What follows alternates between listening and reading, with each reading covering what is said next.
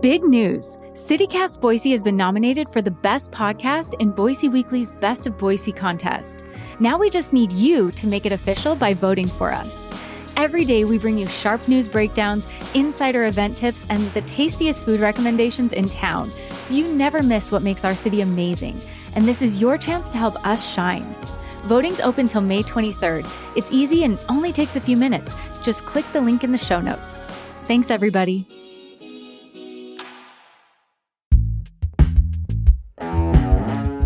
Today on CityCast Boise. Our fire seasons are getting longer, hotter, and more dangerous, and the margin for error is shrinking.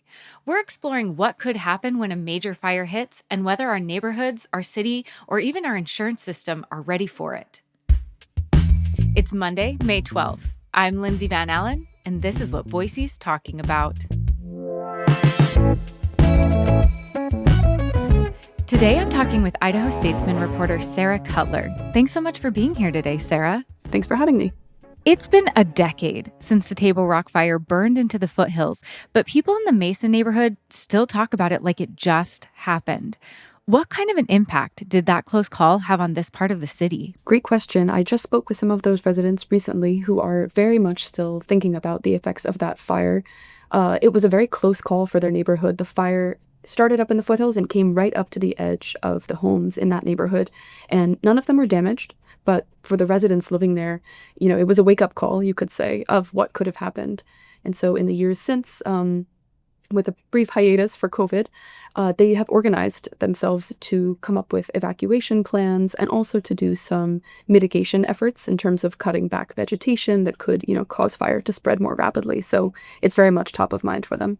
I can't even imagine what it would have been like to watch those flames just creep closer.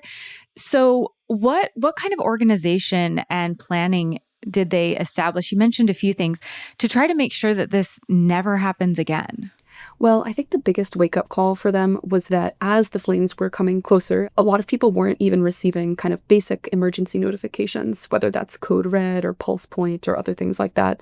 Some people slept through the entire thing. And so I think one of their neighborhood's top priorities, they've organized themselves basically into pods. They call it neighborhood pods. They've divided the neighborhood up into groups of maybe 15 or fewer houses. It changes a bit year by year. And each pod has a captain, and that captain is in charge of making sure people are getting timely information, making sure they know what to do in terms of, making sure they have a plan to get out. Do they have pets that they need to secure? Has somebody had surgery and is going to need extra help? Just thinking through all of those kinds of questions in advance. One of the other concerns is that in 2016, that neighborhood, the Mesa neighborhood, I believe had only one road exiting the neighborhood. So there's a lot of potential there for, a traffic jam. I think now they have a couple more exits, but still this organization is designed to keep prevent there from being a backup as people try to leave. How did these pods go from, maybe a good organizational idea to a system that the neighborhood has actually bought into and uses? Well, in recent times, the organizers that I spoke to who are residents in the neighborhood said they've seen, fortunately or unfortunately, an increase or an uptick in interest in these pods after the LA fires in January. I think there was always some amount of interest from the neighbors, and there's been a lot of organizing and momentum just on its own. But I think the LA fires in their own way were another wake-up call of a fire ripping through, a pretty relatively urban environment. And that's, I spoke with Boise Fire Chief Niemeyer, who said the same could absolutely happen here. So I think people are kind of facing the reality that these neighborhoods that are right on the edge of the foothills, this is not a hypothetical exercise. This is really something that might be very important. They do take it really seriously. My husband works with one of these pod captains, and when there were fires last summer, he had to go to work. He works in emergency medicine, but he was calling people, he was contacting people, making sure that even though he was at work, there weren't any, cracks in the plan, that everyone was getting the information that they need. And I was so impressed by how seriously they take this role. It's not a joke to them. Yeah, I think when I spoke to some of the leaders and the organizers, they mentioned that it, even though it's just a drill, when they do a drill, it does become more tangible because people start to realize really the nitty gritty of what these evacuations could mean. So the organizer I spoke to mentioned that until they actually started to take on the drill, he didn't realize, I need a litter box for my cat. I don't just need my cat. And I think across the neighborhood, people see that, they see the steps that they hadn't thought of. And so it prompts people to take it seriously and kind of give it their all when they're doing it, knowing that it may have real implications later. So Sarah, let's say there's a hypothetical for a likely situation. Let's say there's smoke on the horizon. Who's sounding the alarm? Can you walk me through how someone in Mesa might get an alert? One thing that the neighbors did tell me is that, I'm not sure if it was for the Table Rock fire or another one, but that they were receiving text messages from neighbors, from people who knew neighbors who just happened to be regular people, notifying them of the fire before any official notifications had gone out. I think one of the key concerns for these neighbors is that, the Boise Fire Department at that point will be fighting the fire. They don't want to be inundated with calls asking what's going on. And so I think there was a sense, wanting people to be kind of signed up for all these different types of notifications. I don't know which one might come in first, but hoping that, if you're signed up for everything and if you are in, text thread communication with your neighborhood pod, it really increases the likelihood that you'll get timely information. Yeah. And I'm curious, when you were talking to some of these captains and various neighbors in pods, did they mention when they're running these drills, like how fast can they spread the word? How fast can they make sure they've reached everyone? They didn't give me a timeline on that particular piece. They did say that they timed themselves kind of start to finish, and I believe they were able to be ready to evacuate or, in their cars on the move after, I think it was about 20 minutes.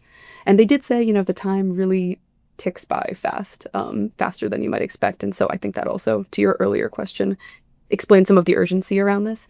But I think by knowing where to go and not having a lot of chaos, it does speed up the overall process. And you mentioned the person who has cats and realized, oh, maybe I'm going to need a litter box. When they ran this drill last August, did they view it as successful, or did they have these moments of like, oh, wow, maybe we're not prepared. We really need to fine tune this a little more?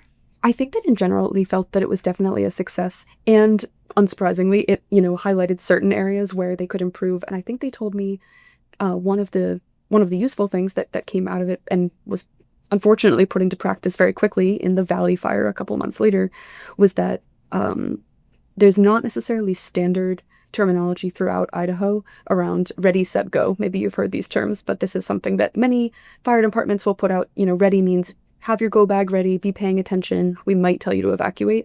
And then those later steps are when you might actually evacuate.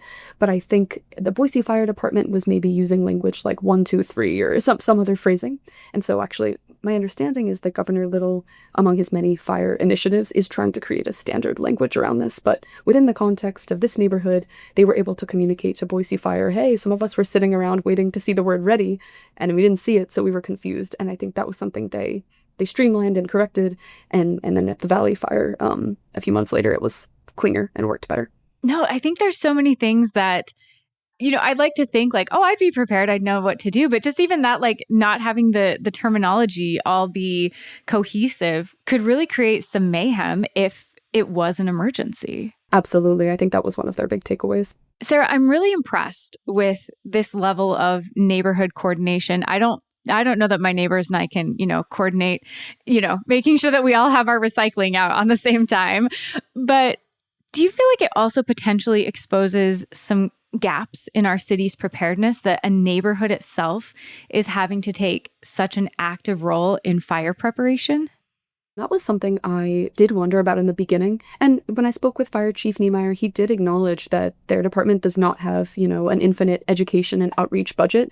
So I guess maybe his more positive framing of the question you've asked here is that the department sees these kinds of things as like force augmentation. Maybe if they can train a neighborhood or the pod captains of what to do, it can be like a train the trainer. They go off and spread the good word to other neighborhoods, which the Mesa leadership has been doing. They're trying to view it as a way to be more efficient with limited resources. But I will say the one other piece that I did think was kind of nice, given how much reporting we do and how much we hear about political polarization and division, is that the neighbors in Mesa did mention, not that they were isolated necessarily, but that this has forced them as neighbors to all get to know each other.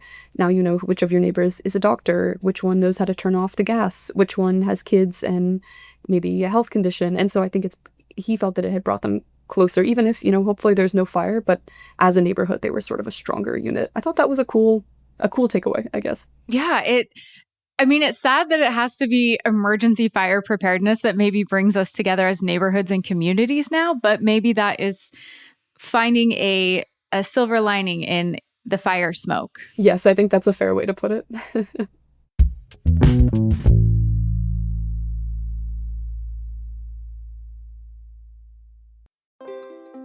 Hi, I'm David Plotz, the CEO of CityCast. We've all set health goals: lose weight, exercise more, eat better.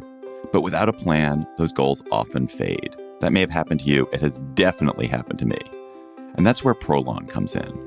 Prolon's 5-day fasting mimicking diet gives you a science-backed, structured approach to stay on track and see real results. And now Prolon is upping their game with the new next-gen 5-day program, delivering the same science-backed benefits in a cleaner, more convenient, and more flavorful format. Prolon is a plant-based nutrition program featuring soups, snacks, and beverages designed to nourish the body while keeping it in a fasting state, triggering cellular rejuvenation and renewal. Next Gen builds on the original Prolon with 100% organic soups and teas, a richer taste, and ready-to-eat meals. Developed over decades at USC's Longevity Institute and backed by top U.S. medical centers, Prolon has been shown to support biological age reduction, metabolic health, skin appearance, fat loss, and energy. I've been doing the 5-day program, and I feel so much better. I really enjoy the tasty energy bars, the snacks and soups, and the fact that I can enjoy meals, even though the calorie count is super low. The flavors and textures are excellent. An olive oil snack here, broccoli and quinoa soup there, hibiscus tea, a yummy nut bar. It's got the benefits of a 5-day fast, but doesn't have the challenge of doing it with pure liquids. It's a system reset. And also, I know this sounds funny, but it's not. The packaging and directions are fantastic, clear, and well organized and thoughtful. For a limited time, you can be first in line to experience the new Next Gen at special savings. Prolon is offering CityCast listeners 15% off site-wide, plus a $40 bonus gift when you subscribe to their 5-day program. Just visit prolonlife.com/city. That's PROLONLIFE.com/city to claim your 15% discount and your bonus gift. prolonlife.com/city. This episode of CityCast is sponsored by Babbel. Learning a new language opens the door to new friends, new cultures, maybe even a whole new life. So why not start the journey today with Babbel? You can start speaking a new language with confidence thanks to Babbel's conversation-based technique. It quickly teaches you useful words and phrases about the things you actually talk about in the real world. There are more than a dozen languages available for you to learn at your own pace, with material tailored to your individual proficiency level, interests, and time availability. I'm David Plotz, CEO of CityCast, and I've been learning Spanish with Babbel and brushing up a teeny bit on my French. But there's also Turkish, Swedish, Dutch, German, many more languages. Babbel's tips and tools for learning a new language are approachable and accessible. It's like having a private tutor in your pocket. I particularly love Babbel's guided conversations, which let me practice real-world conversations. What to say at the doctor's office, how to leave a party, using speech recognition to make sure I'm getting the pronunciation right. Babbel's mobile app and website have real-time feedback, progress trackers, and clear visualizations. They're helping me improve my Spanish in only 10 minutes a day. So get talking with Babbel. I want you to learn another language, so I'm teaming up with Babbel to gift you 55% off subscriptions, but only for CityCast listeners at babbel.com/citycast. Get up to 55% off at babbel.com/citycast.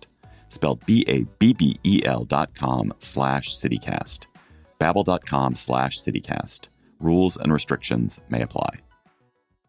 In the Treasure Valley, we still refer to it as, wildfire season, and we're getting ready for wildfire season. But this might not be the correct phrase anymore. I don't know. I'm still playing with it in my head because, we've seen things like the LA wildfires that happen in January.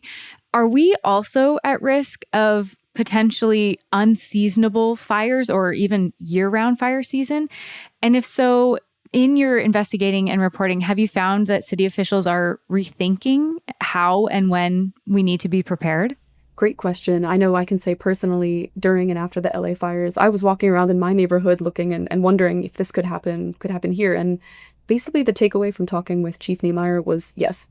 From his perspective, he said, you don't need to call it climate change, call it whatever you want, but the climate is changing. And so he didn't say that, it wouldn't be seasonal anymore, but that, the season is maybe extending, vegetation is drier overall, the winds are stronger, it's hotter, all these things, create a perfect storm, or they can. And so I think he did say, the city has done a lot to be prepared, is constantly rethinking how it allocates fire resources, how it works with municipal water supplies. A lot of conversation after the LA fires was about the shortage of water, fire hydrants just running out of water. Chief Niemeyer said that is something that could happen here as well. I spoke with the head of Idaho's Department of Insurance about, the effects this is all having on homeowners insurance. And from his perspective, the area where maybe we have a little more control, or at least something we can do, is in those mitigation efforts, cutting back vegetation, hardening homes, so, avoiding using wooden shingles, things like that. Those are the things that, even as the environment changes, maybe kind of have a prayer of keeping fire from spreading rapidly. I wanted to lead into that because another thing that I guess was brought to my attention, or I hadn't realized, but I did after the LA fires, is that insurance might not be as straightforward as I would have thought. So let's say, the worst happens, a fire does hit a home. What is next? I just assumed like I'm paying my insurance. If something happens to my home, it will be taken care of. Is it as straightforward as that, or is it more complicated in these high-risk fire zones?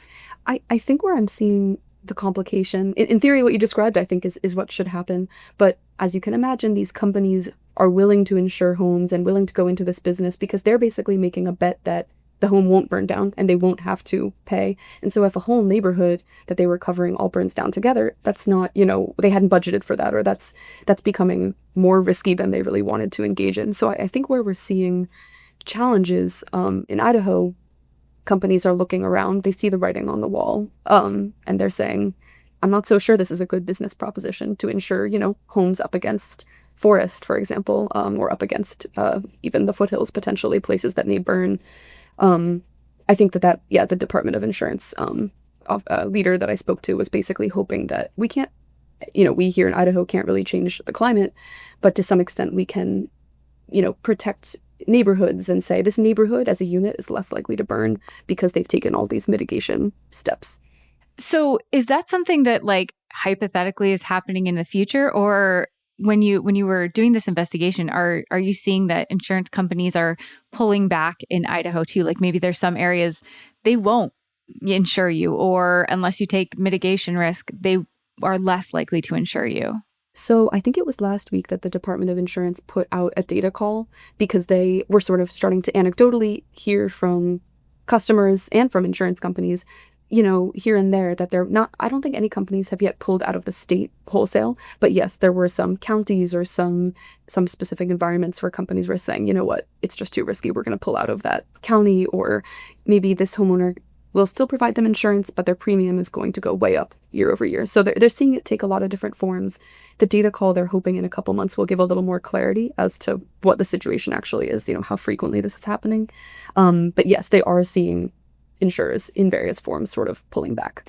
And do mitigation attempts help? Like if you're in a high risk area and you're looking like, oh, maybe I'd like to have, or, I'd like to have insurance, I am higher risk. Does doing mitigation efforts actually help? Or is that something where you're like, you're going to try to do it, you're going to invest in it, and the insurance companies are like, sorry, the map says you're in a high risk zone? That's a great question. I think some of that is like a bit of time will tell. I can say that Dean Cameron, the head of the Department of Insurance, part of the reason he's sort of putting his faith in these mitigation efforts is that he's been watching what's happening in the southeastern United States, which has lots of hurricanes and floods, and they have managed to create these statewide mitigation pools, they're called. It's basically government funds helping homeowners, prepare for a flood in that case, or, harden their home, basically. And as a result of that, I don't know if this is statewide or region-wide, but broadly speaking, that region has seen insurance rates staying pretty flat, or in some cases dropping, even though the number of hurricanes is not going down. So he looks at that as kind of an example of it can help. How that will translate over into Idaho or the Mountain West fires, I think might be a little bit of a hope that it works kind of thing. Well, and I'm really curious how you see that because, said like you said, these hurricane prone areas are, investing in resilience and mitigation efforts. And Idaho still seems like we're pretty much playing defense when it comes to wildfire in a lot of ways. What would it take to get Idaho to maybe embrace a more offensive strategy, something more focused on mitigation? Good question. I guess I'll answer that in two parts. One is that, I should flag that Dean Cameron, the head of the Department of Insurance, I believe in this past legislative session actually had been pushing for a bill to create one of these wildfire mitigation funds. It ultimately died. It didn't make it through the legislative process. And from his perspective, the reason for that was that there's maybe an inaccurate perception that the only people affected by this are wealthy people with big homes living in the foothills. And so maybe there's not sympathy in the legislature for those people, but he flagged this affects a much broader group of people than that. So I think that's a bill that they're going to keep trying to bring forward and trying to send that message. I should flag separately, maybe it was 2 or 3 weeks ago, I worked on a story about Governor Little's executive order, which was about forest management. And there's been some longstanding frustration between the state. A lot of Idaho's forests are managed by the federal government, and there's some disagreement about how best to manage that land to mitigate fires, among other concerns. So that executive order was basically trying to help Idaho personnel do more of the management. A lot of that would involve logging. And so I spoke with some former wildfire fighters who were pretty opposed to that, or to some conservation groups. They felt that logging would not be an effective fire mitigation method. I spoke with some folks in the logging industry who said, actually, the logging industry has changed a lot in the last 30 years or so, and the way that it's done now can be part of the mitigation strategy. But I bring that up just to say that I think, to your question, there's a lot of internal disagreement about what is the right, it's not just about more or less, what is the right thing to do to mitigate these fires. So that will probably be an ongoing conversation, I think, in the next couple of years. In all of your investigating, I'm also really curious, like, what do these mitigation efforts look like for the standard homeowner? So let's say, I want to make my home more fire-wise. What does that look like? And how close as like an average Boise homeowner can you get to really trying to make your property more safe if it comes to a fire? I should have mentioned that the Department of Insurance, I think about a year ago, hosted a demonstration of two homes, two basically identical homes next to each other. But they had made slight changes to one of them to make it a little more fire safe. Those changes included they moved a wooden fence, away from the house. It wasn't touching the house anymore. They didn't have as big of like plants or bushes in front of the house. I think they had more pavement. I believe they also changed the type of shingles so that they weren't wooden. And they started the same fire around both of those little houses. And the old traditional style home burned down completely to the ground. The newer one, the fire burned out and the home was basically like singed. It wasn't really, there was no problem. And so I think they did that demonstration to kind of show how big of a difference even relatively small changes can make. When I was reporting on that last summer, looking at that demonstration in particular, one of the takeaways, California has spent a lot of time thinking about this and promoting this. It can be very expensive to make some of these changes. So I think it is a bit of a sliding scale. Are you going to spend hundreds of thousands to make your house probably less physically attractive, lots of pavement and stone? Or are there maybe middle ground steps you can take? Again, you just move a fence away or you minimize plants, things like that. So I don't think there's like a light switch on off prevention method, but there's a whole host of ideas, I guess, of things that can start to help. No, I think that makes a lot of sense. In that demoing or when they're talking about this, were there any discussions of like if somebody is building or remodeling, are there materials that you can look for that would be helpful? I mean, if you're already doing the project, are there things that would be helpful that you could use? And do those make much of a difference? I don't have an answer to the specific materials, but I did learn from Chief Niemeyer that I think Boise City's zoning code has been updated for the homes that are right up against the foothills, that they are actually required to take certain steps in new construction to build with some of those materials. I don't know exactly which ones they would be, but I should have mentioned that with the Valley Fire last summer, Chief Niemeyer was crediting some of that zoning code as being one of the things that helped, basically, is that those homes were less fire prone, potentially. Was there anything else that you learned in investigating this and looking at this topic that you thought, man, I really people in Boise need to know this, or, this is so interesting. I wish people knew more about this. One thing that I thought was helpful in speaking with the Department of Insurance is they felt that Idaho was in a better position on some of these insurance-related concerns relative to states like California, which have taken a more regulation-heavy approach, which actually sounded kind of counterintuitive to me. But the department's position was that at the end of the day, they as a department understand that these companies need to meet a bottom line. And if the risk is going up, that's not going to be possible. And so I think they take maybe a more realistic view of what they would need to do, how they would need to work with these companies to entice them to stay, rather than simply requiring them to stay. In some cases around the country, there have been states kind of adopting the risk. You could say like there might be state guarantees of insurance or state insurance plans. But I think it was Chief Niemeyer who flagged, at the end of the day, you're just moving the risk around. The risk is not going away. Someone is going to have to eat that cost when it's more likely that more homes burn down or flood in other parts of the country.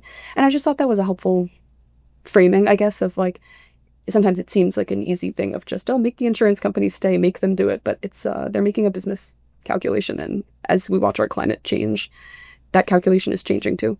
Yeah, it sounds like there's just so many variables and moving parts to this entire discussion. So it's not just like you said, it's not a simple on and off or yes or no. It seems like it's a continuing discussion we're going to have to revisit. Yeah. The one other piece too I should mention that I was struck by in talking with Boise's fire chief was that he did credit in last summer's or fall's Valley Fire. He did credit some choices that the city had made around the zoning code, but he did say some of what we had was luck. The wind had been pushing the fire towards downtown, and then it changed directions. And it so happened that there was a large firefighting plane that can carry, fire retardant and drop it down. It happened to be nearby and was able to divert to help with this fire. But that's not typically what would happen. The wind could have done whatever. And so I think that was pretty sobering to hear that we've gotten lucky and that might not continue. Definitely a sobering thought heading into fire season, that maybe we've been lucky and maybe we need a little more preparation because we may not always be so lucky. I think that's right. Well, Sarah, thank you so much. I really appreciate you coming on the show. And I wanted to congratulate you because you swept all kinds of awards at the Idaho Press Club last week. And so I was so thrilled that you were able to make time to come on our show. So congratulations. And thank you for breaking down this topic for us. Thank you for having me. It's a pleasure to speak with you.